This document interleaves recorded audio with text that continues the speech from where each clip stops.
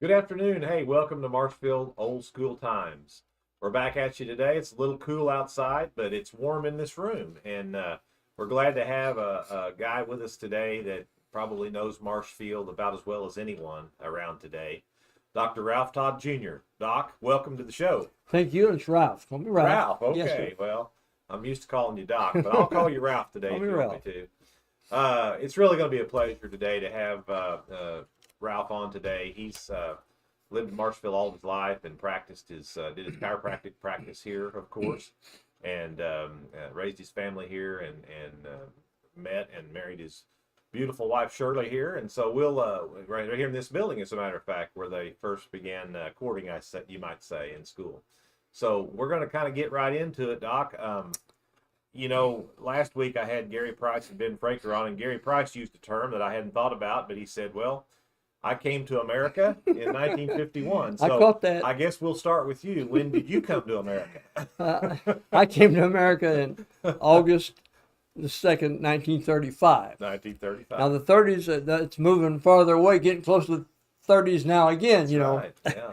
So I'm 88 years old. It's amazing. Blessed to be Great. here. Absolutely. I am a third generation chiropractor. It works out. And it's been an exciting life. I've been blessed to no end. I can't tell you how much. I've got some trivia Yeah. along the way, but my grandfather started here in 1922. He opened his office 1922 upstairs where the judicial building is now. Okay. Yeah. The old Robertson. The old building. Robinson Yeah. building. Yeah. That's where he started. Was it a hardware store? Or It was a Lucky hardware Yard? store. Okay. That's I remember. No, Yeah. and there was a Ford dealership in the basement. Oh, really? Okay. Yeah, you know Rex Minor. Yeah. His dad Willard bought his first tractor in 1918, right under where my granddad's office See, now was. there's a new story. I never heard that was Yeah. Ford tractor in the basement. Okay. By the way, let me thank Yeah. you Yeah. and Logan before I get very far for what do you do and what you contribute. I mean, we're indebted to no Well, end. thank you. Thank you for doing all It's this. just a labor of Thank love. you. We really are having fun, and we owe it all to the guests because we couldn't do it without guests. And it's not easy to fill a slot No. every week. But No, I bet it's not. I haven't had one person turn me down yet I mean, they may not be able to for a week or two or down the road, but they'll all say, "Oh yeah, I'd like to be on, but I can't do it this Saturday." You know what I told you? I said I'm kind of itched to be on, but Yeah. I don't know if I'd like to even call me in one way, but not in another. Yeah, no, but once you get here, you're going to find it's Because going to go fast. at my age, you have so many things up there, it's Yeah. scrambled and hard to pick them out right in order, you know. And that's what we're trying to do is get some of that out of you. Okay, I'll say this then. Uh-huh. Third generation. My granddad his initials was A.E. Okay. Arthur Edward. Okay. Artie Evans Todd. And my dad was Arthur Ralph Todd Sr. Okay. And I was Arthur Ralph Todd Jr. Gotcha. Okay. Now, by that, I would never name a kid a junior, never had him a junior, because I've had to write that name so many times, you know, and differentiate. It's been confusing, you know. Yeah. But my granddad lived in Billings, was raised in Billings, the Todds were, and a John Calloway, Garland's dad, I believe. Okay. Or granddad or dad, I think it might have been his dad. I'm not certain about that. Yeah. But he went to Billings to buy some cows. He farmed out east of town. Went to Billings to buy some cows on the train, I think. And there he met Jeanette Calloway, his wife. Yes. She, That was Garland and John's. yeah, Jeanette Todd, who's that my was- granddad's sister, Okay. that he met there Yeah. at that little cafe. I'll be. And that went from there. They got married. She came back to Marshfield. That would have been 1919 or 1920, something in there. Yeah. Got established. My granddad was going to college, and Jeanette, his sister, said, "Artie, won't you come to Marshfield?" Yeah. And he took the train. They lived in Springfield for a while, and he had to commute back and forth. I mean, starting a business, he didn't know how he was going to succeed, you know. Yeah. And he went back and forth and rode the train for 6 months. Rode the train back and forth from Springfield to Marshfield like every day? Every day. Wow. Morning and night, Uh-huh. every day. Yeah. He worked a lot of crossword puzzles, read the paper. Pretty sharp fella he was. So all we would have had then would have been the Model T, pretty much, right? I mean, there wouldn't have been. Yeah, that's right. And the roads were. Yeah, I've got to describe that. Only I mean, very few people. there have wasn't made to drive to Right. Springfield. Yeah. I'll say more about that in a little bit. Okay. So he did that, and I suppose it took him an hour or so each way, and started that practice there, and just from scratch, and he had Dr. McDonald. It came in later though. He came in upstairs over the Dickey building. No, Well, I think he was in both the Dickey and the Rathbun building. I'm not sure which. well, We'll get one of the kids on. I've had my these teeth days. worked on in the Rathbun building by Dr. Melton upstairs. Okay. I did that, but I know he was in the Dickey building. Yes. I've wondered how my granddad's patients made it up and down those steps on the outside Right. of the Robertson building. Right. Right. But they did. And then he succeeded and rented for a while. They rented a house right where the apartment complexes are being built by the Dickey house. Okay. Uh-huh. It was right there. And then while he was establishing. Wasn't that Mrs. Robinson's house, Polly Robinson, Dennis Robinson's grandmother's house? Now, which house? The little house they tore down there behind the Dickey house. There was 3 bricks right there. Okay. One's still standing right there at Buffalo. Oh, I see. Okay. And they tore the 2 of them down. Yeah. Incidentally, that's when they got the water. Oh, really? City water? My dad was about 13 then. Huh. Yeah. And he In the 30s then, probably. He dug the ditch under the concrete. He made a tunnel under the sidewalk. Yeah. Then he bought some land down at Lucas and White Oak and built that house. Then 1928, they had water for the first time there, Yeah. Yeah. Hard to imagine, is it? Yeah. There was a septic tank there. That house still standing? Yes, it's still, my son had lived in it I see. for quite a while. And then I built the one next door, and Dad built the one across the street. So it was kind of Toddville there for a while. Yeah. Anyway, we 3 practiced there, and I was blessed to come in there as my granddad was retiring. Yeah. See, a good setup. 50s. That was 60. About 60. 59. I graduated in 59, and I went to Denver, intern for a year, I see. and came back and it was all set up. Yeah. So I was blessed. Yeah. My dad built a new house. He moved in that, left some of his furnishings in the old one. Yeah. Had the office set up. Wow. That's great. And I didn't take it for granted, really. I mean, I worked hard, but Granddad retired. And I said, Grandpa, how do you succeed? How do you do? He said, son, just follow the directions on the bottle. I mean, he said, do what's right. Yeah, exactly. Do what you're supposed to do, right? He was a cutter. Yeah. I remember your dad. You do? Remember. Yeah, I sure did. Well, my granddad, he had something we didn't have. He just scratched out. That's okay. Sorry about that. And so, distracting there. He determined to succeed. Now, Lyndall, back then, they didn't have any ambulance. Not much in the way of doctor's offices, not much in the way of technology, not much in the way of antibiotics, Right. any of that. So you got well the best you could. Yeah. Yeah. So he set broken bones and did a little of everything, just whatever. Yeah. Right. And one particular case, there's a man had pneumonia. He was a Hampton, one of Doug's granddad, Okay. or great granddad, lived at the base of the Northview Hill. Remember, there's an old house right down there at the base of the hill. Yeah. On the north side of 44. The Hamptons lived in that house. Lived in that house. I don't know. And Ralph Hampton had pneumonia, about to die. Someone said, well, get Dr. Todd. He went out there, stayed up all night with him, put ice cold sheets on him and wrapped him around him. And I don't know what all he did, You think the training that they had in those days maybe paralleled what the MDs did a little bit more? Well, I mean, there was a lot of basic stuff they probably did. Some basic stuff, some and basics. all, but... And they could prescribe, I suppose. Yeah. You know, some of the things that we use, we've been using for centuries. Some, Yeah. you know, make Yeah. sense and all, and Yeah. common sense a little bit. Yeah. Anyway, Ralph Hampton got well. He did. Uh-huh. And there's a few others that did that way. Well, Yeah. people were exposed then. They didn't have heaters and stuff in cars. Right. And A lot of the germs probably were. We didn't have as much. so back my there. granddad struggled, and he was a sharp Yeah. fellow, you know.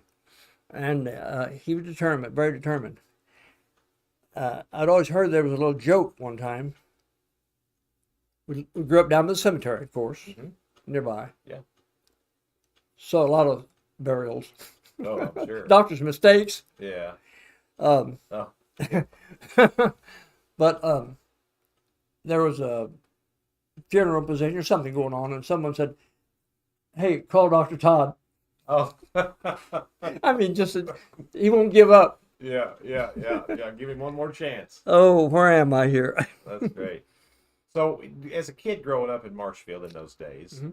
who were some of your buddies? What did you do in the summer? What did you? I guess the old pool was down on Yes, North it Marshall. was. Hmm. And did y'all do any kind of? Was there any kind of formal baseball for Little League, anything like that in those days? Perhaps not like Not now. like now. No, we didn't have football. We didn't Yeah, have soccer. We didn't have those things. We had basic basketball. Yeah. I played scrimmage with Jerry Anderson. Yeah, did you? Yeah. You know, He was a year he was a year ahead of me. ahead of you. A Okay. year or so ahead of me. I scrimmaged with him, and I hung in through b-ball. But like I told you, I have other interests, and You still played in the old gym too. The new gym. the old gym, Yeah, exactly. the new one they completed in '54. And you Yes, graduated in '53. and I saw that yeah, being built. I watched it being built. Yeah. Yeah. Never forget watching Jerry Anderson. You said you knew of him, or you knew him? Jerry's my cousin. Yeah, my Okay. my great grandmother was an Anderson. Well, Coach Jack Russell was pretty Yeah. tough on us and all, and that's Yeah. man one reason I thought he was too tough. I don't know, but I was defending on scrimmage against Jerry Anderson. My first experience, he come down charging. Yeah. His head and eyes looked that way. And you Ralph went that way. He went this way. Gotcha. Have you played and seen that happen? No, well, I mean, yeah, I've seen the he was program. expert. Yes. I know. They retired his jersey in Right. SMSU, Right. number absolutely. 93. Yeah. He was, So yes, Klein Heron, our superintendent's son, Ellis Jackson, Owen Jackson, Mhm. my mates, classmates, Sue Ann Lehman, Mhm. Connie Lehman, Peggy Lehman, Yeah. Lewis Miller, and here I'm outliving a few of those. But we had when we was growing up, Klein and I was buddies. Uh-huh. We had the swimming pool. Kind of what would you call it, picturesque, like the way it was among the trees and all, you know. Right. And we could ride bicycles down there. We had the skating rink, where the apartments are Right. now. Parking. North of the fairgrounds there. We had Ritz Theater. Now, were they playing when you was a little boy? Were they playing talking movies yet? I mean, I guess they would have been. Playing what? I guess they were playing movies by that time. I mean, what? Because when they first built the Ritz, wasn't it a live? Oh yeah, Live no, playhouse type when I Yeah. come in, Yeah. but the tickets were 14 cents for a kid, Yeah. Okay. Like the Wizard of Oz would have been played there. and some of those 35 for kind an of- adult. Yeah. Oh yeah, was it? Oh, Yeah. All those movies. matter of fact, I worked. We went a lot. Mm-hmm. My dad and mother just took us a lot. Yeah. Double feature on weekends, and went nights. And I went so much that I was a good customer of Charles Brooks. Yes. He considered us good customers, Yeah, you know. So Matt Case and I was in watching Roy Rogers Uh-huh. on a Friday night, Friday evening. Extra good mood because there wasn't school the next day. And Jerry Anderson had been taking tickets for 2 years. Jerry X. Uh-huh. And I didn't know he was quitting, but he was. Todd Brooks come down while the movie was going on and says, "Ralph, would you like a job?" Well, I bet that was pretty. I don't know that why was he an asked me honor, instead wasn't of it? Mac, That was huh? an honor, wasn't it? For him to It ask? was. And I did that for 2 years. That's cool. I parked my little Ford convertible where Gene Fraker later Right. had a station. Right. Was that already a station building? What? Was it already a station building? It was a station there. I mean, yeah, and Chris Beatty's insurance was right next to it right there. But I could come in there and park there every night. They never minded or anything. It was closed. They were closed, yeah. That's cool. Now, how many brothers and sisters did you have? I had one sister, just 1 year younger than I am. And one thing that makes me feel so blessed is she's in Webco out there with Alzheimer's. Yeah. Alzheimer's. Sure. And it's been 3 years. 3 years. And maybe 10 kind of fading out. Yeah. My wife has a little dementia right now and makes me. Yeah, and then, you know, my mother had that too. And so it is a shame. Did Lois have that? She did. You know about. And it aged her really rapidly. Certainly did. Yeah. Tough deal. Well, I've got a picture I'm going to show right here. Is this okay? Yes, if you would. Because we're moving into that chapter of your life where you you're in high school and your wife's in high school. Well, no, she's not quite in high school yet. Well, We'll let you talk almost. We'll let you talk next about month. that. This picture right here is Ralph and Shirley. Oh, yeah, boy, aren't they? They're so young and cute. But that's quite a picture. Now you can talk a little bit about it. I loved her dearly. Yeah.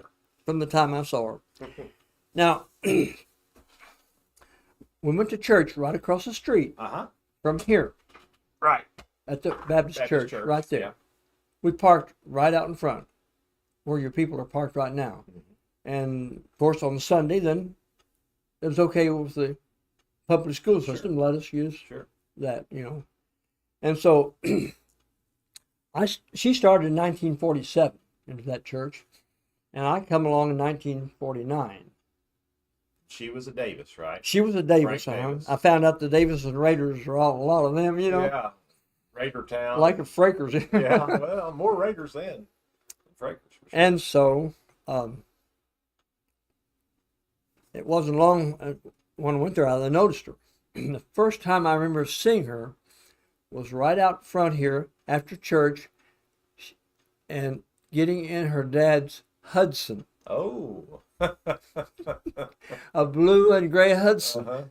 Right out there in front of your sidewalk. Her dad was an accomplished contractor. He was. I mean, very good. At one time, great he reputation. and Jackson. Yeah. Jackson Construction. Yes. And Davis and Son, you know. Yeah. McNabb was also in there somewhere, I think. But built schools and. Yeah, he did. He built the first school. Frank did over here. The Hubble, the elementary school. You Yes. Yeah. In 1960. Yep. 1960. Just before I started practicing. Right. He started that in April. They had to doze snow off. Was he partner with Jackson on that, or no? He was on his own. Yeah. No, he retired before Jackson did, though. Yeah. And Joe Jackson had built our Baptist church on 78, South. I think that was in 78. And they was competitors, but he asked Frank to come out and kind of help him. Watch. My father-in-law was that sharp. Yeah. He was sharp. Yeah, he was. I know he had he owned the station building and car wash where the Webster County Health Unit is. And my first job pumping gas, my brother had that station for a while. Oh, he did? In the 70s. And that was I was 16. My brother Mike. Mike had that. He had that station. Actually, Quentin Marlin had the dealership, the Sinclair dealership, jobbership, or whatever you called it. And so he owned the pumps and so forth. And then Bob Shockley, his son-in-law, ran the station for a while. And then Mike, my brother, ran it, and I pumped gas for him. I was 16. And you were 16. Yeah, and that's my first. My first job was at MFA carrying out groceries at 14. I wanted to know some of your history a little bit more, and wouldn't matter for others. Well, we'll do that sometime. No, that's this okay. Is about you. We need to do that. But I just remember Mr. Davis would come in and just a really nice fella, and he was the landlord, you know. And Frank Davis, my father-in-law. Yeah, your father-in-law, and had the car wash there next to it. And he had the first car wash in town. Yep. That was a pretty big deal. It was a big deal. Quarter, 25 cents. Yeah. We washed cars for people. Oh, you did? And did the detailing and stuff, and used that car wash right next door. You don't put the quarters in. But... Okay, well, where that station was, Lyndall. Yeah. then my father-in-law, Frank, bought that area there where the health unit is now, Right. health building, the county health department. And he bought all of that in there. And I don't know what else was involved in it, but there was an big old house right across from the funeral home. Yep. And we referred to it as the Morton House. I don't know where on it caught that name. But this would have been when, about 19, I'm not sure, 60 or before maybe, I'm not sure exactly what the date was. But he tore that house down and he found a log cabin inside of it. Really? He did. There's two old sisters owned it, and he worked it out with them, but they didn't know that either. But there was a log cabin built in. They used to do that. I think it was if either Tom Farr had mentioned that two old sisters lived in that house, Mhm. but I don't remember him mentioning the cabin. But yeah, I believe he did confirm that, or he mentioned the same thing about a couple. Now we don't know, Yeah. but when was that log cabin built? Right. Who knows? Yeah. Interesting. I mean, where it's at now, the location from the Yeah. square. Right. What would be your guess? When was it built? Well, most of the log cabins were built from, say, the Civil War till maybe the 1880s or something like that. That's when a lot of them were Well, built. in town, most of them was a little bit better than that. Were they? You know, the construction Oh, yeah. by Yeah. 1880, they was a little bit better. Sure. I think the condo building went through the tornado, It did. and it was built before that. Right. So I'm thinking that log cabin is as old as Marshfield. It could One of the be, first. Yeah. Marshfield was chartered in, was it 67? 55? 55? Well, 55 was Webster County. Oh, Marshfield, I mean, Soon after. it would have been a town, yeah. Yeah. So, but you might say so that 55. log cabin was Yeah, very old. Yeah, it could have been. But- Absolutely. Interesting. Well, the first car in town, I'm old, little, I'll admit it. Not as old as Tom Jr. You beat the odds. You beat the odds. I hope I do. I'm praying I'll get to. But I've talked to people, the connections, you know. Yeah. And one of them is that I've talked to the person that saw the first car in town. Really? And you know him, I think. Dr. Orrin Cardwell. Absolutely. Did you know Orrin? Absolutely, I knew Dr. Cardinal. Okay, his folks owned the old hotel Right? at the four-way stop. Webster County Hotel. Okay. And they ran it for 1905. In 1905, they bought it. Orrin was born in 1900. Okay. He was 8 years old when an old car pulled up right in front of it. Now, most of the salesmen used the train, and they came from the old depot up there. Right. They would bring their wares and show them there. This car, the salesman that used this car that came from St. Louis, had to jog around all those gravel roads and pretty brave to make it down Sure. there. And that was the first car in town. Wow. Now, he's 8 years old, and he would know. Yeah, absolutely. And he said- 19 and 8. It drew a crowd. Oh, I bet it did. It drew a I bet crowd. it did. Yeah. And That's cool. So that was almost 20 years before Route 66 was even developed. I mean, that's would have right. been- it would That, have oh, been- yeah, that's right. I mean, Yeah. there was horse and buggies, and that's Yeah, it, you know. Yeah. Now, another little point trivia Uh-huh. here would be that the first car that was owned in town was Craig Hosmer's granddad Mr. Hosmer. that I knew, him and his wife Bess. That's old John. That's old John. Old John. He bought the first car in 1910, as far as I know. Yeah. He was a very sharp businessman, Right. into everything. Yeah. I've heard a lot of those stories. Okay, and he drove back and forth to his dairy, checking, because he had a dairy farm, which is now the Walnut Springs. Walnut Farm. Springs, the Hosmer, a section of land out there. Sold cream and milk, shipped it to St. Louis, some of it. Right. And he would, Lyndall, drive that car out there. 1910. Maybe once or twice a week to check on things. Sure. He had hired hands running it. And the road was just nothing. It was gravel and, you know, rocks. And a car was so new to people here that everybody come out to the road to meet him. Like see? a parade or something. Yeah. Well, he was such a smart guy. Yeah. Craig wouldn't mind hearing this. He may not know it. But he would stop along the way, give kids a ride, Lyndall, for about a mile if they would get out, walk back, and pick up all the big rocks and throw them out of the road. Have you heard that? No, I never heard that. Now, it kind of sounds that's like pretty smart, yeah. Because he was an entrepreneur, boy. Yeah, He was. That is I had not heard that. Yeah, I mean, firsthand. That was firsthand. Yeah. From Walter Axon. Yeah. He had a pump business that he sold out the door and pumped. Right. Mm-hmm. And Walter Axon was 6 years old and helping his folks build a house, 6 years old. They used concrete blocks and he helped form it. And that would have been just this side of where the, what shop is that? Not the slaughterhouse, what am I trying to say? It used to be the Hobson meat. Yeah. Right. I don't remember the name now. The house this side of it. Yeah. Okay. Yeah. And he was helping. Those concrete blocks are still in there. Walter was 6 years old, 1910. Uh-huh. And he was one of the writers. I'll be. That's a great story. That's a great story. Now I've got another. I told you I was old. Oh, we're gonna just. I've got another little story here before you ask me another question. Yeah. But I'm old. I have treated a man whose own father was born 15 years after George Washington died.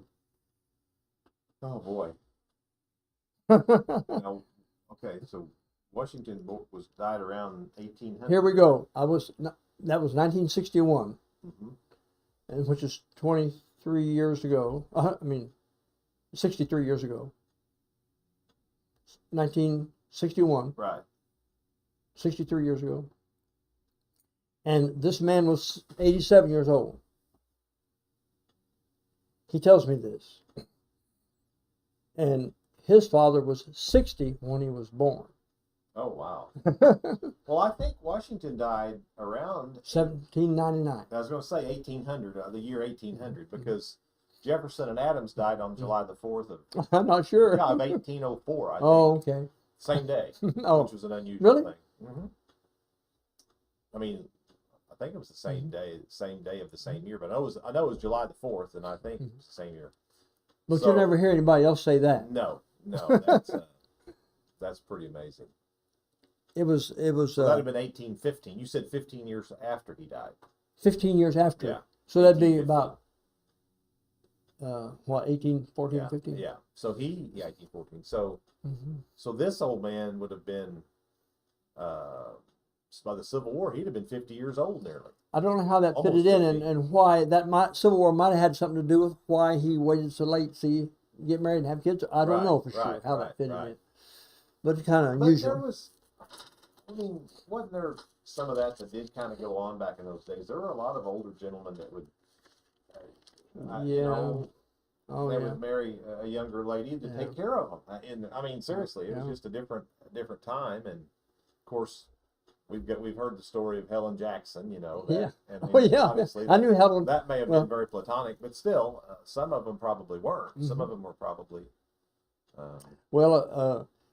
The Brownings, Frank and Patsy Browning, and we had some little dune buggy like. And we made a trip to where we came from.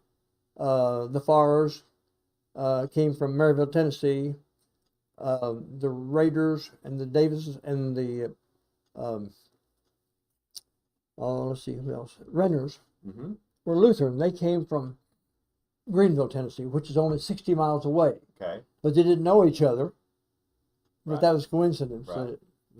But Shirley and Patsy Browning, which was a Shockley, she was a Shockley, went down there and hunted up their grandmother.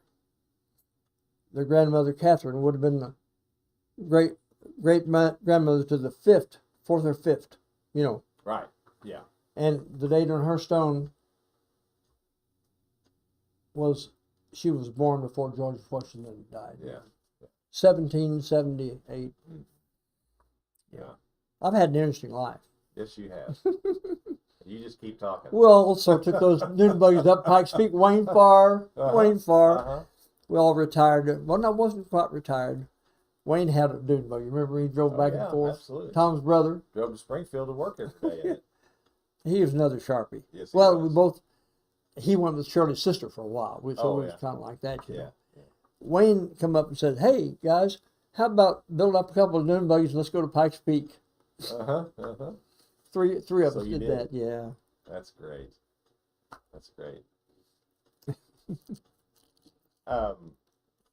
After you got into practice, I was told by a good friend of ours, actually he's related to me, cousin to me, and probably a good friend of yours, Bob Choate. Bob Choate, yeah. Sure. He, when he heard you were going to be on the show, he sent me a little memo, and he said to mention what you did. You were very active in the Optimist Club. Yes, I was a charter member. Yeah, charter member, and you were always one of the first ones to offer whatever was needed by the club, and so back in the 60s, maybe early 70s, you all were very, very instrumental in the Toys for Tots program, and you built bicycles. Yes. Tell us about that. Well, we tried just a young club getting in. The only thing was the Lions Club here, you know, and they was older, and so we scrambled around, and I don't remember, but toys, we got them together, collected the old ones, fixed them up, you know, and whatever, painted them. People went, and I remember too. I remember you could take your old bike to Ralph Todd's garage, right? Drop it off at Ralph Todd's garage. Because it was kind of based out of my place for a while. I think maybe I kind of forgotten part of that. Yeah, but Bob, I remember Bob real well. He mentioned that, said you really didn't have to ever buy new toys for kids in those days. People were happy with the refurbished bikes and stuff. And we started that club in, I think, maybe 62, and I believe Jerry Porter, he was a pastor of the Christian church maybe at that time. Yes. And he had the first year, and then my wife Shirley accused me of talking too much, and I talked when I should have had my mouth shut, and they put me in presence. The next thing, she said, "I told you going to get in trouble." Yeah. Well, I know the Optimists have done as much as any organization in Marshfield for kids. That's always been their thing with kids. And, you know, he mentioned to me that I think they donated for the whole town. We had fun. Yeah. Like any organization would, but putting together a little train at the fair, you know, and all the kids around those simple things like that. I think he said this last year they donated $4,000 to the foster kid program, which, you know, is remarkable. That said it all started under your leadership and out of your garage. I had fun. Absolutely. You got another picture for me? Let's see. I went up to the Officers Club meeting, and I had restored a Model T Ford. And I'd taken and driven the parade. I went when I was president of the club. I went up there, drove it up there, Model T touring car. Jake Cunningham and I both had a Model T like that, and I think it was a 4th of July after the parade. Some woman called me and that I'd known and had been patients, and said, "Would you come down and take a look at my husband? He thinks he's got a splinter in his hand." We don't do much of that. I mean, anymore. My granddad did, but now we're specialized. Yeah, we do work on the nerves and the spine more, you know. But this old couple had been to other doctors and nurse, and I said, I'll go down there. I took my Model T, my little black bag, and went down to Stover's. Modern Stover's. They live on the east side of town. And Maud says, he thinks he's got Harry, which is my 80s or 90s. Harry thinks he's got a splinter in his hand. Well, I go talk to Harry, and he says, well, there was this jagged board, and he run his hand there. He says, it broke off, and then it just feel. I know it's there. She says it's not there. She's over there reading the paper, and I feel it there. And so I don't do that kind of thing. But it was the 4th of July. You couldn't get anybody and all. I took my little scalpel, cut another place back down here, and took it out, and it was a splinter about that long. Wow. You know, bigger than a match. It hurt, And Maud, I've had fun. Oh, that's great. That was a Model T Ford that I made the house call in. Yeah, that's great. That's great. So you also spent a little time in the military, in the service. You served our great country. I was went to Southwest Baptist College, and still in love with Shirley Davis. You hadn't got married yet. No, she was in school. She was She still had been yeah. kind of like Lois and Don Yeah, was, so she yeah. couldn't get married. I mean, our parents both kind of the same social status, Right. and you just didn't do that now. Right. You just didn't quit school. Right. You didn't do that. Right. That's the way we felt about it. Sure. No question. Didn't even ask them. Yeah. We don't get married when we get out of school. Yeah. So I went to college and went back and forth, saw her then. But I had the Korean deal as such that I'm going to get drafted. Well, Shirley's in school, sophomore. This is just fitting. I get out of here. Yeah. You know, because we're not going to get married Right. until she gets out anyway. And so if I have to do it, I'd rather do it now than later. Yeah. So you could volunteer for 4 years or get the Air Force, whatever, or move your name up on the draft list and get 2 years. That's what I did. So I was gone 2 years. I remember before I went in, seeing a Glenn Coward was his name, a boy that I'd known from the Christian church at the sweet shop. And he just got out. Mm-hmm. Glenn Coward had just got out. Yeah. I set the bar there. I said, Glenn, what's it like? He said, oh, just a couple of years, wasn't bad. Yeah. Yeah. With a wife to be over here and me in Germany. Yeah. That was tough. It wasn't your thing. That was tough. Yeah, I bet it was. Yeah. But she waited. That's great. Well, I bet it was worth the wait. It was worth the wait. We've been blessed with 3 children. Yeah. And we're real blessed. We just followed Tom and Sue Ann in the video podcast like at our church this morning. Uh-huh. Shirley and I followed them. Yeah. They lost both of theirs. They lost both their kids. And we have 3. Right. Yeah. And they're all close. Yeah. So we've been blessed. How many years now have you been married? 67. 67. But our first date was 72 years ago. 5 years prior to that. Now, Lyndall, it's hard to, the picture's in my mind vividly, right over in that gymnasium that you have now. Mm-hmm. Right. The old gym. Right. Valentine's Day dance. And it was decorated up, with like hearts and Right. however they do it. And this was our first date. I parked my little convertible right You were across already the out of street. school, right? Now let me see. No, that was 1952. Okay. I'd have been a junior. She'd been maybe a senior, and she was a freshman. I'm not sure. Yeah. Well, that was in the old gym. That was in the old Yeah. HOM. I turned around here. Yeah. That was in your old gym. Right. You walked through the front door, down the steps. Yep. Mm-hmm. And there was the Stardusters band. Okay. I mean, Paul Becker died. Paul Becker died. I was getting ready to say Paul Becker. Some of the other names I have trouble. Young, they have a trumpet. I mean, they had glitter. They had their music stands. You can imagine, can't you? Yeah, I can imagine. The bass fiddle, but they had the saxophone, the trumpet, the things to make a nice little band. Probably bow ties or little skinny Yeah, ties. oh yeah. Jackets. High, yeah. And here I had Shirley for the first time. I was so proud. I was 10 foot in the air. That's great. We couldn't dance very well. Well, probably not We very tried. good. Yeah. That's great. Paul Beckerdine played, that Starduster band played in Springfield around the clubs. Oh, they was experts. Yeah. I mean, as well as a musician, he was a magician. Exactly. Magician, yeah. He did it all. Yeah. I like, but that was my first date 72 years ago. Yeah, 72. And we were talking before, there wouldn't be very many people that could top that. I don't think so. When you add the dating time and the marriage time together, that's. So you can understand how proud I am of that. Absolutely. And blessed. Absolutely.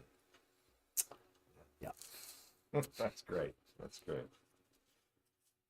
You're a great example for you and she both for people today, young couples today, and all of us. it's a shame we don't all have folks like you to look up to. And You know, Shirley, I just came from the little podcast like at the First Baptist Church this morning, where we're starting upward basketball. They was busy down there with basketball, like you are here, I guess, right now. But yeah, it's been, well, I've been really blessed. I just can't hardly say it, put it in words, Yeah. you know. Well, that's okay. And you pretty much lived in the same spot in town, and that. Well, no, you're out on the highway now. But Well, for I- many yeah, years, but- you all you yeah. lived there, grew up there, and then you lived there for many years. I lost my train of thought for a second there, Uh-huh. but in the podcast this morning at the First Baptist Church, they asked us some questions like this, and what we think of the church, and this and the other, and how would you recommend the church, you know, to other families? Right. I would have to say that it seems to me like being there and being focused and valuing your Creator and all helps keep you a little bit in line. You On know, track. you're viewing other successful people like Dr. Cardwell's and our people like that. Paul Bergadite, Right. Bob Abbott. You know, I totally agree with you. and our kids, I think, you know, I'm feeling it helps them. Yeah. So, it's maybe something that's slipping a little bit. I think you're right. Mm-hmm. Exactly right. Now about the taxes. This is about tax time. Yep. Well, I went and paid my taxes to the collector, a relative, Yeah. Kevin Farr. Yeah. Of yours and mine both. Yeah, yeah. So I went over there, talked to Kevin, just towards the last day of December. And Todd Hungerford, Hungerford. Yeah. Treasure. the treasurer, Uh huh. that gets it. One gets it, one takes it. Right. I was there, and I said, "Let me tell you something that you won't hear very often." Ethel Hardy was a collector at one time, a long time ago. City collector, right? For the city. I guess that's right. Yeah. And she remembers Ellsworth Hames. No, Jake Hames. Ellsworth Hames' father. Right? Was his grandfather, I think, whatever. And coming into the tax office, which might have been in the old library building, I'm not sure about that.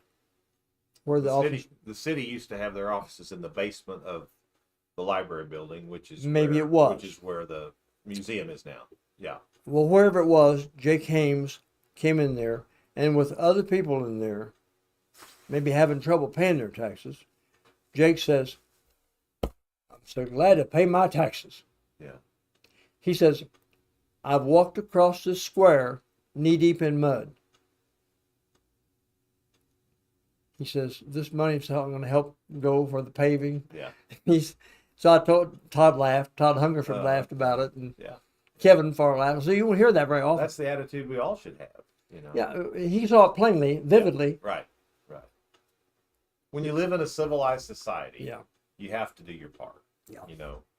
But today, the rhetoric we hear all the time on talk news, radio, or television is all about, you know, getting more taxes back. We pay too much. Yeah. You know. Well, and yeah. and by the way, thanks again for your service. Well, I can't get My it said pleasure. enough. I My mean, to pleasure. the state and all of Yeah. us, and I don't take that lightly. I appreciate that. You've always been supportive. But But- when I was in school, back at that time that picture was taken, the population on the said limit sign said 1,300, 1,300. Right.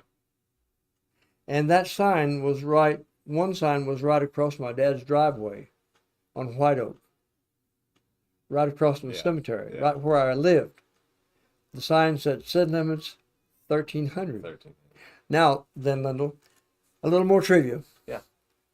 But there was no cemetery from the the south gate of the The cemetery. rock wall. Yeah, the rock wall. Yeah. From there south, it was all field. And I helped put up loose hay for Jake Birchfield in that field. Haystacks. Yeah. Yeah. I forget if it was a tractor or a team we Right, pulled it with, right. but Like the Amish do it. well, yeah. And now you look at it. I know. I mean, it's unbelievable. Now they've incorporated, and I guess they got this from Birchfield. So And it's like, what, 1,000? I don't know, hundreds Yeah. of graves in there. And I think I've heard they're going to build a what do they call it for urns. They're going to build Above ground or something? Yeah, baratorium. Well, for urns, you know. Oh, probably. I Mhm. think like they've got down at the military Mhm. veterans cemetery down at by Ozark. I know I didn't Nice, take nice. it very lightly when I was renting. I had some rentals. When I somehow found a couple of urns Yeah. in a place, Oh, I didn't really? like that very well. Right. Yeah. I turned it in, Yeah. Well, that's turned the good. boys in, That's good. stealing, you know, Sure. Absolutely. turn stones over. Oh man, that's terrible when they do that. Mhm. I've done that too. You got another picture you want to show? There's something else I Yeah. left out Yeah. Yeah. about the school. Yeah. Now, I've played in the band in the old music hall.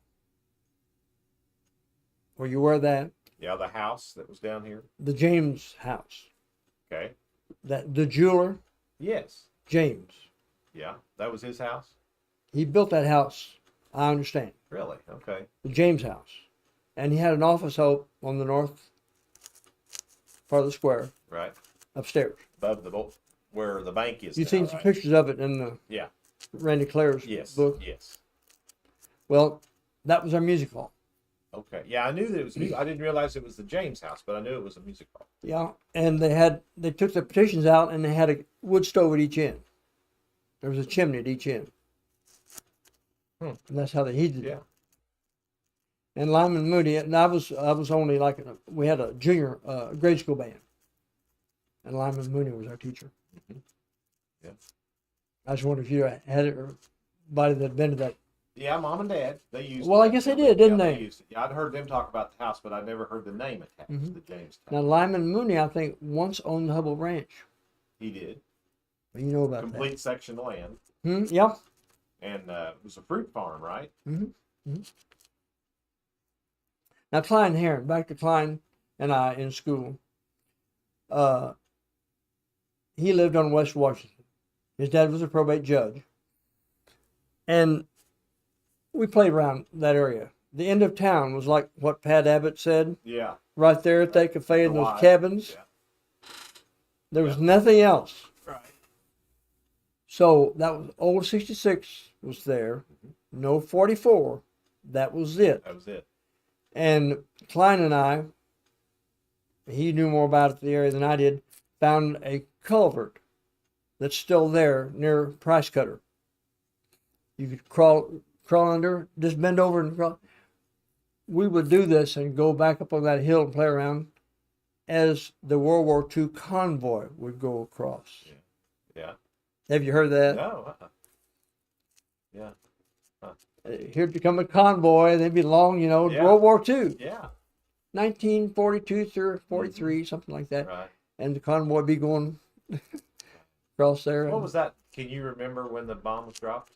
When Pearl Harbor? Well, Not. I shouldn't say the bomb. When they bombed Pearl Harbor. I'll say one more thing. There was Yeah. a cave up there. Uh-huh. Champ Heron Yeah. We asked me about Yeah, that, we talked. Yeah. but I never went in that one. Okay. His brother Carl and Dale Hyde, I think, did. They did. And what was you asking me now? I was asking you what the night when it was when they bombed Pearl Harbor. Okay, Can you so recall Klein it? and I, again, we was like that. We was pretty close. Klein Heron, Right. Champ's dad. Right. Yeah. We had Champ on. Did you know that? Yes. Yeah. Okay. Well, Klein, Champ's dad, Klein Champion Heron. Mm-hmm. And so we was, let's see. You'd have been about probably 6 years old when. Well, I would maybe 7 or Yeah, maybe. 8. Okay, we was walking down Washington Street, right in the middle of the street. I recall vividly. From his house was going towards the square, maybe to Muzzy's. Yeah. We was walking this time instead of riding our bicycles. And right on the street, not far east of the Price Cutter now, but down on Washington Street there. And he said, "Hey, an atomic bomb went off." Oh.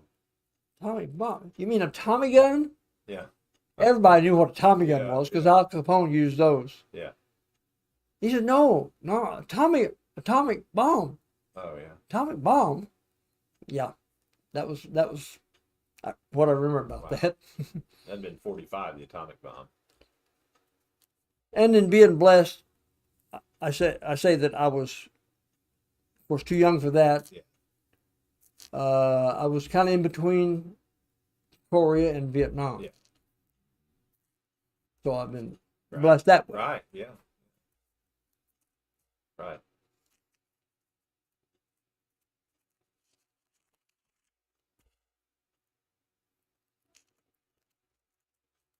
What else? You got some more notes. Share with us. Yeah. Well, I guess I did leave out this, that my mother was a FAR and related to Tom and all that. Yeah. Like my great granddad would have been about this, maybe a brother to Tom. And then we come up here in 1853, the Fars did, and settled by the James River. That grandfather, Samuel Farr, is buried right there at Pleasant Hill. But he built a house right on the south side of the James. And then my granddad was born, Woody was born in 1881 and lived this side of the James. They had all that land in there.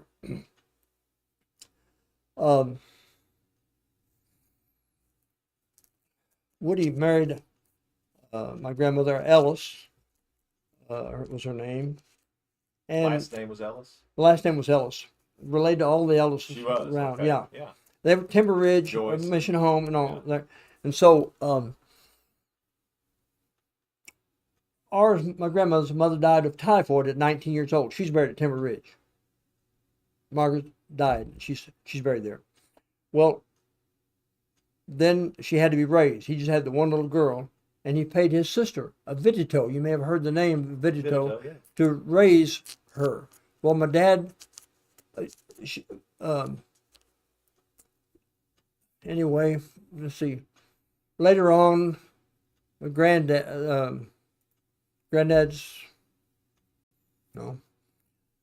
my grandmother's father, who was single then, gone to Oklahoma to get some of the Sooner land. It was 160 acres. And him and his brother somehow got a hold of that. But it's 1912. Mm-hmm. And then in 1913 or 14, we have a letter where he wrote back and said, Aura, this daughter that married Woody the Far, if you'll come out here, I'll give you 100 acres if you'll take care of us.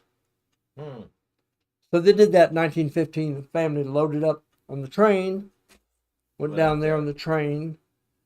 And so my grandmother would come back and help take care of this vidito, the aunt that raised her. And that's where she met my dad right here, see. I see. And so that's where that started. And then Woody, my granddad, W.B. Farr, would come back to visit. When I was a little kid, he'd come back. And when I was 8, 9, 10 years old, he would come uptown here and see some of his friends. Woody played in the Marshfield band, 1910, 8, 9, and 10. Yeah. With the Gilberts. Gilbert, Mr. Waters. And so we would go uptown, or I'd go with him. He says, son, I'm going to go up and walk around. And I remember distinctly, I can hear it. Woody, how are you? Yeah. Tobble. Yeah. Tobble. Here I was maybe 8 years old, learning English, Yeah. correct English. Tobble. I'm Well, assuming that means tolerable. I call it on right. Yeah. Someone else would say, "Hey, Woody, how are you?" Probably well. What? What did he do for a living? Woody was just a farmer Farmer. and a brick mason and Yeah, he, yeah, hard worker. Did it all by Yeah. hand and yeah. Labor. just he cleared that 100 acres with an axe. Right. As a matter of fact, when Dad was in the Army, Second World War, we went down there for a while and lived with him. Oh yeah. That was an experience. Yeah. Like the Amish, 3 miles out of Claremore.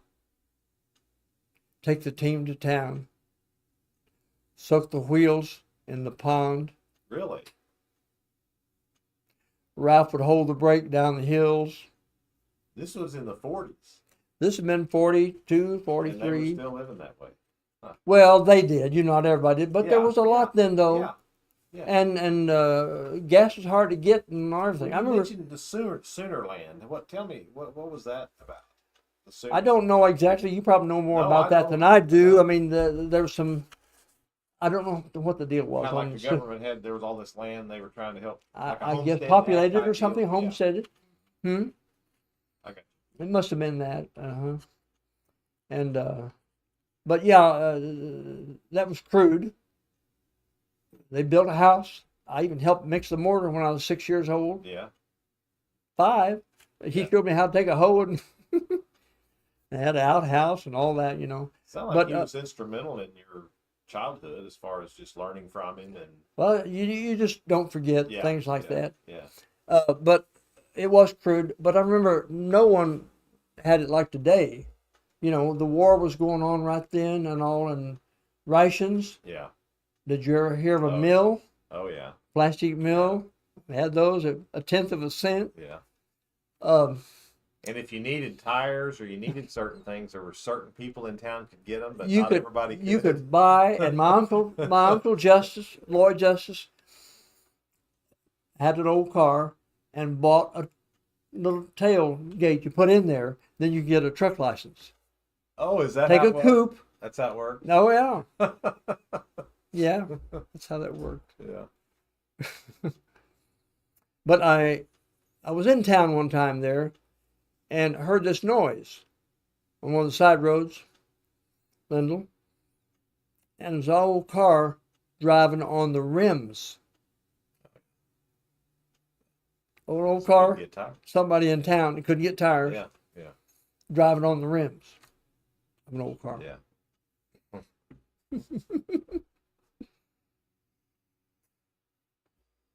You've got a great memory. You really Well, do. You really do have a great memory. Ralph could have done better in school. We Because all could. I went to the grade school over here, up over the old gym. I'm Yeah, pointing the wrong yeah, way. I'm right over turning here. around Yeah, a little bit. That's where my folks went. And they had big windows. Are Yeah. they still there or not? I don't know. They closed them in like these, where they made them smaller. But Big old windows. yeah, No screens. yeah, Well, in the fall, we started usually September the 7th after Labor Day, but it still got hot last September, October. So they would open the windows for us. No AC. Yeah. No air conditioner. right. And Ralph was easily distracted. Outside that window, saws were going. People would collect what they call pole woods, long piece of wood, and then to hire somebody to come in with a buzz saw and cut them up. They'd take an old car, take the wheel off, put a belt on it, and run this big old saw blade, about this big around. And it'd get with it. They'd lay the lumber, the boards, or the logs on a tray, rolls it back and forth up to that saw blade. Well, it just cut it off like that. So you go up to sharpen your pencil and look out there, and you hear it zing, zing, zing. Ralph keeps sharpening his pencil. So It got dull. that was right out here. It got dull right here. in the On street. what street? basically. Yeah. Huh. Well, right at the edge of the Yeah, street. yeah. And then, Lyndall, right across the street, north, across Commercial, was a blacksmith. Right where the station was, right over there? Yeah, that was MFA that station. A blacksmith. And if the windows was open, you'd hear that bang, bang, bang of the blacksmith repairing and making horseshoes and putting them on. Yeah. Well, all I had to do was look that way and this way and here. So it was distracting. That wasn't enough because Sugar Creek Creamery was out down next door. Yeah. And what was going on there? Well, they had milk cans. Milk cans coming in nonstop. Yeah. Somebody told me one time they used to discharge when they'd wash the trucks out, it'd just run down the street. Is that right? Everything run down and down Turnbow, Bubbles Creek. down there. Down to Turnbow Creek. Yeah, so it'd foam up and see the foam and the cream. They made big hunks of cheese like that, Yeah. big, I don't know what they call them, tubs of cheese. Right. Mm-hmm. But those cans had all been up, and I treated the milk haulers. They called by hand. One guy they called Son Jones weighed 350. He weighed 350 pounds. He hurt his back. Yeah. Had to put a big belt on him. Yeah.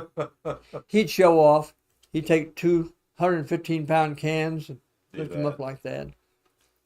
You remember the Hosmer fence, the rock fence? Oh yeah. Tell me, what do you know about that? Well, you didn't run on that, you get run off. I heard they put axle grease on the top of it. I'd heard that. I don't know. Girls' dresses and stuff. Isn't that house still out there in Bald Hill somewhere? They moved it. They moved it, yeah. But if you wanted trouble, you'd live right across from the school. Yeah, You'd be asking for exactly. trouble. But at noon, Lyndall, I feel bad for these kids today. You see how much distraction we got, Oh, I know. At noon, you take off, run uptown, go to Muzzy's Cafe or 5 and 10 cent store. Yeah. Beckerdites had one. Now, the train was distracting, too. Yeah. Well, it probably came through a lot in those days. I mean, the steam engine. Oh. Oh, yeah. I mean, you come through there huffing and puffing and smoke, and then when they'd blow the whistle, a lot of steam coming. Oh, yeah. I bet. Yeah. Now, have you ridden the train, Lyndall? Yeah, we got to ride it when we were, I don't know, 3rd, 4th grade. We rode from Marshfield to Conway, I think, and then back. Jan was on that train. Jan and I would have been probably on the same train. Yeah. Is that right? And Shirley rode with her. Yeah, yeah. So you rode the last passenger train. That was it. That was the last passenger train. That was Jan. Yeah, yeah. 60, I'd say that was probably 69, maybe 68 or 9 or something. Yeah, that was an experience watching those old steam trains coming through there. You remember when President Truman came through town? Yeah. Spoke for the back of the train. Whistle stops. That's in 48. 48. 48. Yeah. See, the salesman used to use the train, and they would stop and pull their baggage up to the hotel on the trucks or little, whatever they call them, the baggage carts and stuff like that, And remember, you know where Dr. Cardwell's office was in the hotel? Yes. There was a big window right there then. And they would display their wares in that window. Woody told me that. Dr. Cardwell told me that. And the Winchester gun, people would have the salesman come down and sell guns. Oh. Now, that was the state of the art. Yeah. That was it. There wasn't a whole lot to do. Right. A lot of rabbits to shoot, all that, Yeah. The guns were the thing, Yeah. Still are. Yeah. But they put them in there where people walk by and see them. Well, in this one case, when Woody told me about he was there, they put in the paper and advertised that the representative from the gun, what did I say? Winchester. Yeah. Would be there this Saturday. Yeah. And he'd be demonstrating and trying to sell guns. Okay. It was to be at the railroad crossing at Crittenden, close to the red crossing at Crittenden, right there in the railroad. Yeah. Not far from the school. Yeah. And here he came, the trick shot artist with the Winchester. Oh, yeah. They would bring a lot of tokens, like coins, souvenir, tokens. Right. And Woody, my grandfather, was there and saw this. Oh yeah. And they'd flip it up in the air, and then he'd select somebody to come up there and flip it, and said, "Call it souvenir or watch fob." Oh. And I can't remember which one. One of them he would shoot a hole in the middle of it, and the other one would nick it on the side. Yeah. Yeah. Wow, that's pretty good. Well, no joke. They was good because that was what they did. Yeah. Today, kids are good with their thumbs. Yeah. Right. Like my little producer. Is that right, Logan? Or whatever they do, the state of the art, whatever Logan's doing there. Right. You're right. I mean, but he may not be as good as Winchester. Yeah. As they was. Think about that for a minute. Now you're talking about 100 years ago. We're talking about around 18. Now let me think. Okay. 18. Let me get study now. This would have been Woody was born 1881. Yeah. So. Then around 1895, we're talking. Okay, so 120. Yes, 120 plus. But just look at 100 years. I mean, in your lifetime, your 88 years of life. Yeah. How we are today. Yeah. I mean, it's amazing. It's just amazing, the technology and how we're progressing, good or bad. I said to Shirley this morning when we left to go to the little podcast down at the Baptist church. Yeah. It's cold and it hurts her worse. I said, can you imagine how our ancestors made this? Yeah, exactly. Yeah. Yeah. Harnessing up, saddling up. Yeah, exactly. It's every move they made was a trip, was a job, a big job. But that's true story. Yeah. Firsthand. Can we show some pictures before we get off of here? Well, I'm a car nut. That was my first car right there. If you could kind of just put that up. I gave $5 from that. Have you heard of H.H. McNabb? Yeah. He was one of the superintendents. Yeah. His son sold me that for $5. It's a soapbox derby car. H.H., aren't they the ones that had the Glen Fraker farm out there? H.H. McNabb, his son sold me that for $5. You're in the middle there, right? Yes, and Matt Case is right on the left side. Matt Case on this side. That's right. Your left side, yeah. And Ab Letterman, one of the Lettermans is up there behind me, and my sister's right there. Sorry, not really. Yeah, you can't see the pet pigeon the Ab Letterman's holding. Pet pigeon. But my dad was so good. I was so blessed. I said, Dad, can we put a motor on this thing? Tell me about this. What about this car? Well, here, show this one first. Okay. I mean, that's what it looked like when I got it. Okay. See there? That's what it looked like. I got it from Bob McVeigh's dad. What make and model? A 40 Ford convertible. 40 Ford convertible. It smashed. 2 soldiers hit a culvert with it. Huh. And Bob's wife just passed away this past week. I saw. Oh, did you? I knew she was bad. Agnes went to school with Shirley. Yeah. That's what it looked like when I got done. Like if you got done. That was in the parade up here. Well, I was 15 years old, Lyndall, when I got this. Uh-huh. And Dad said, "What do you want that for?" Well, is that you in the car? Yeah, I'm driving it, and they got Letterman kids, and my kids are in there. Okay, so this would have been what, 60s or something? That was I'm not sure. Well, your kids are in there. That'd been the 60s. Yeah, I'm not sure what year that was. Kids are little then. Interesting. Yeah. But I was a car nut. How about this one? Let's see. Yeah, that was one of my show it right there. That's my family, the kids, my family, and my one of my Model Ts. There's Jan on the bottom, sitting with the red shirt. I was told also by Bob Choate to ask you, how many Volkswagens can you get in the basement of your house? you need to tell us that 3 or 4. So you had He remembers that, doesn't he? Yeah. You had a basement with a ramp going down. Yeah, and I was in that. Was you? Yeah, when your boy, when Derek and my brother Barth were was in the same, kids. Yeah, they were in scouts and so forth, and they would visit and go over. And had about 10 motorcycles. Yeah. There's another little pickup I had when Derek, my son, sitting on the hood of it there. And Do you have any classic cars now? Huh? Do you have any? No, I kind of outgrew that. Outgrew them? But that's my family right there. I'll let you show that right there. Named your kids. My 2 daughters and my son. You've got name your kids there. Yeah, right now I'm blessed. They're close by. Jan and Derek and they call us every day. Huh? They call us every day. Do they really? Bring us food. Yeah. This is my youngest grandson. You may know Wayne Price. You may know. Yes. That's his daughter, and my son Gerald Miller, Connie Yes. Miller. That's their grandson also. Yeah. Shirley and Connie are grandmas. He's in the Air Force right now. Uh-huh. He's flying jets, and he's in Little Rock. These are some of your classmates, I'm assuming. Yeah, that's what's left of us. Kind of. Really? We got together here last year, and So you've got 7 of you. Peggy, Connie, Kenton.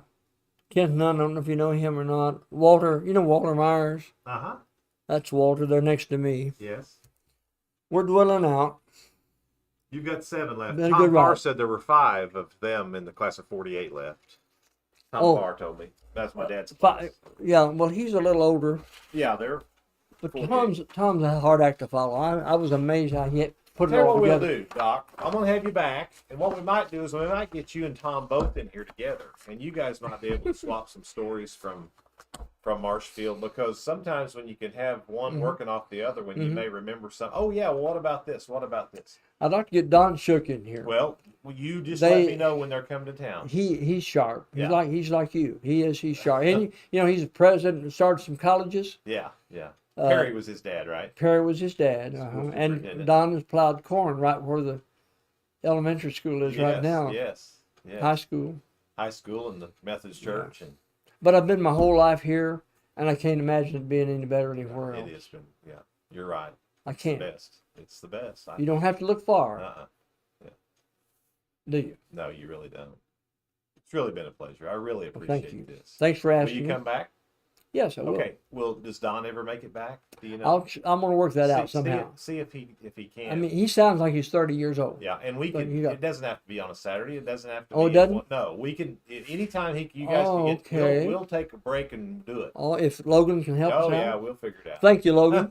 And if he can, his brother Landon might. So It's been fun. yeah, thank you. You said it would You be. keep taking notes, Oh, okay. okay? Thanks. All a right. lot. Thank you. Logan. All right. We'll see y'all next week. We do have some guests lined up for next week. You'll enjoy them too.